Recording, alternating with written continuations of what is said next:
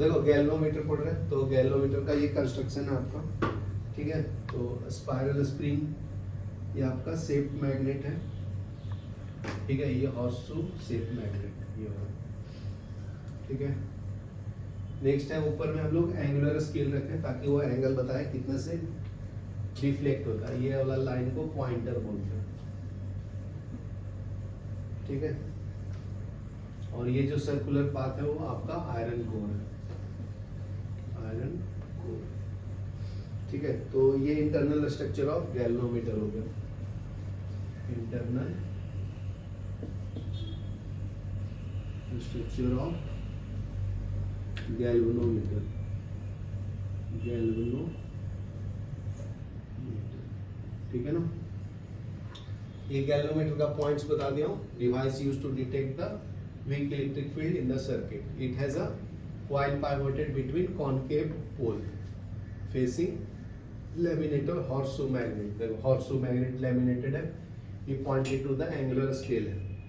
An electric current passes through the coil. It deflect. ठीक है, तो ये deflect करता है. Deflection is proportional to the current passing through the coil. ठीक है, next point लिखो. Deflection of coil can be read with the help of pointer attached to it. तो ये क्या बताता है आपका एंगल बताता है, तो लिख लो the pointer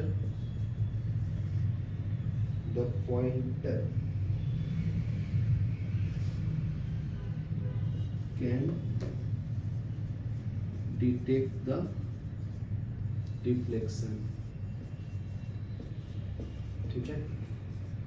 दूसरा पॉइंट क्या है, position of the pointer on scale pivoted indicates the current passing through the galvanometer.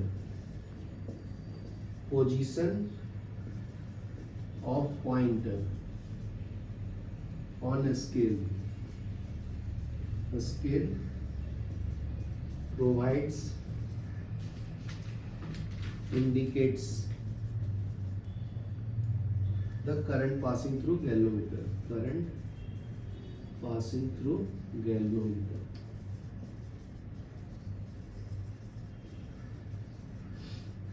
ठीक है। यहाँ पे लिखो, ठीक है। तो नेक्स्ट पॉइंट 10 देखो, हम लोग इसको गैल्वेनोमीटर को एज ए एमीटर भी यूज कर सकते हैं क्योंकि करंट मेजर करते हैं ना। तो लिख लो 10 galvanometer, 10 a galvanometer can be used as an ammeter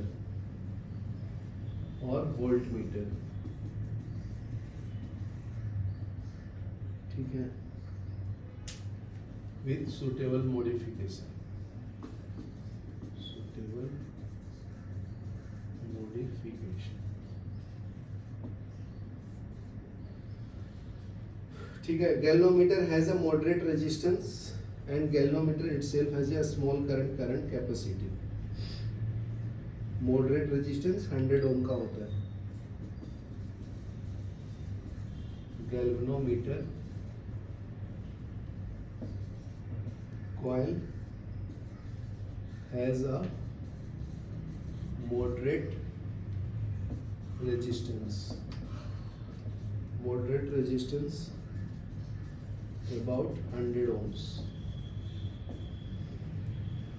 and galvanometer itself has a small current carrying capacity,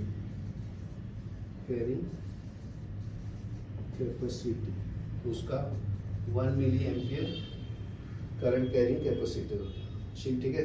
ये लिख लो, फिर एज अ एमीटर काम पढ़ेंगे हम लोग।